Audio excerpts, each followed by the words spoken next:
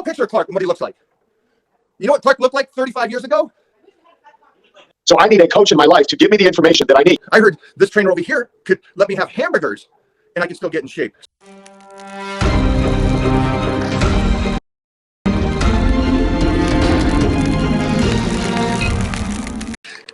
As the world is continuing to look for the gimmick, the diet that works for everybody, everybody's the same.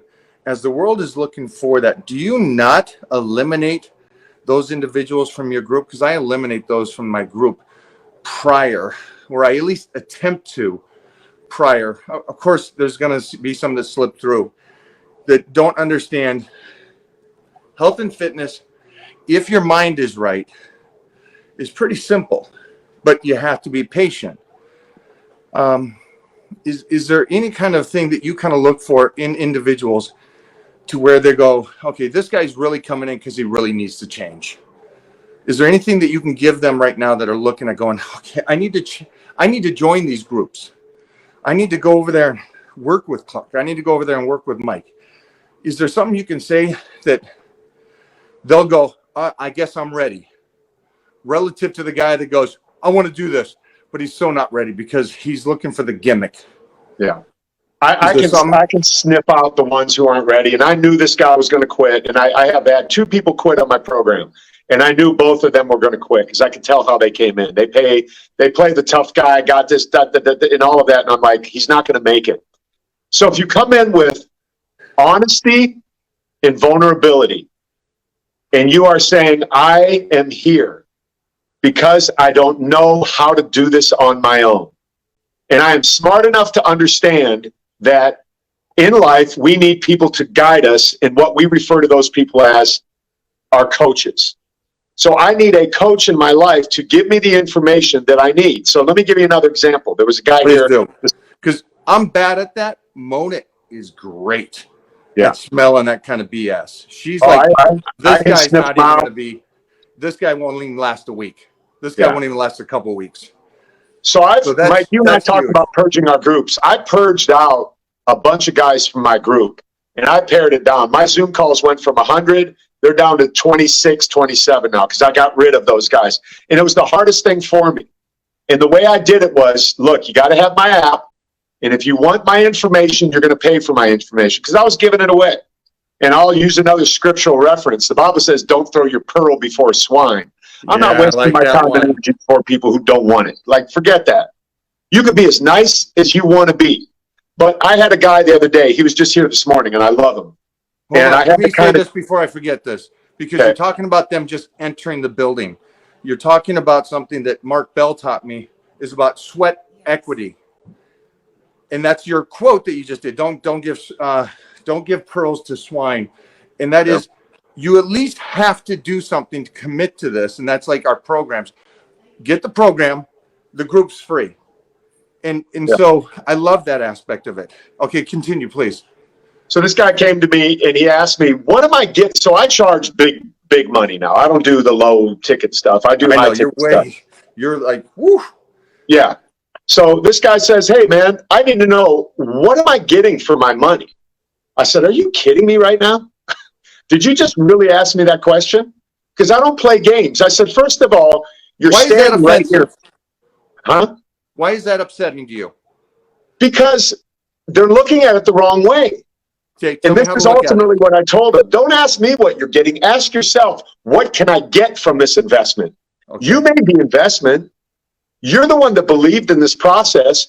And just because you're not getting results as quickly as you got fat and out of shape doesn't mean that I'm doing something wrong. What it means is that's just the nature of our human existence. It took you a decade to gain 100 pounds. You're not getting a result in 30 days, but here's the truth. You already got results that are not measurable aesthetically.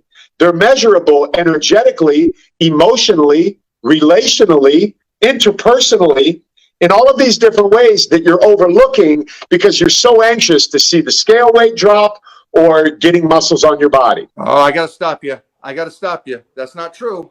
You know why it's not true? Because I heard Joe Blow can get me in shape in 3 weeks.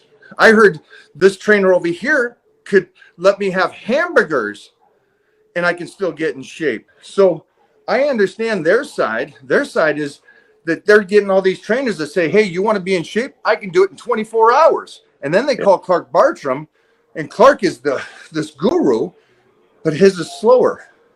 Why am I confused? Because I'd be confused. These guys are all promising me the Mr. Olympia body in less than a week, and Clark Bartram's taking a month already. Explain that to me. It's a shame that we buy into these things and we live in this microwave society, as we've often heard it referred to. We want things now. I've never heard can't that, but wait. I love it. It's such a, like, we got to have immediate results. If we're going to a fast food restaurant, we're not getting our food within 5 minutes, we're pissed. We just are so entitled. And that entitlement has lent to our ignorance as to what is possible with changing the human body. Like, all you need to do is put it into perspective. How long did it take you to get fat and out of shape? Well, if it took you 10 years to gain this 100 pounds, it didn't just sneak up on you. It didn't just happen overnight. You've been working on this for a long time. So if you work on this, I would say not even a half the amount of time that you worked on getting fat, you're going to see the result. I would say that any person who knows what they're doing can take someone who is like, you have to look at it this way. They worked on getting fat. That don't happen easy. Your body doesn't want to be that way. You worked on it. So if you work on it for a third of the amount of time is with as much consistency as you did to get fat, you're going to get in shape in a third of the amount of time it took you to get out of shape. Okay. But again, I'm hearing this about the other people, the other trainers that are so incredible. Well, they're lying to you. That's the bottom line. Yeah, they are. It's hacks, it's tricks, it's secrets, it's all of these marketing language that we know works because we live in this microwave society. People want it. They know it's not true, but on some level they want to believe it. They're going to try it one more time. It's only $47. If I lose $47, it's not that big of a deal. It probably isn't going to work, but maybe, because look how good this guy looks. He's on here all the time. Hold on. You can't say that, because if you look at these guys, to society, they look good. But to you and me, we look at them and go, dude, 20 years ago, you were in shape. And right now, you look like a shell of yourself. So why couldn't that trainer even maintain his physique? Or the other way, too. Or come back and see me in 20 years, because a lot of these guys are 26. But they can go back on the internet and see a lot of these guys that talk of the game. You can go back 10 years now and see these guys when they first went on Facebook, when Instagram came about. And you're like, they don't look anything like they did then. They're a shell of a person. I get, to society, they may still look good, but they are nothing relative to what they were. And they were in their 20s, and now they're in their 30s, and they don't even look as good as they did in their 20s.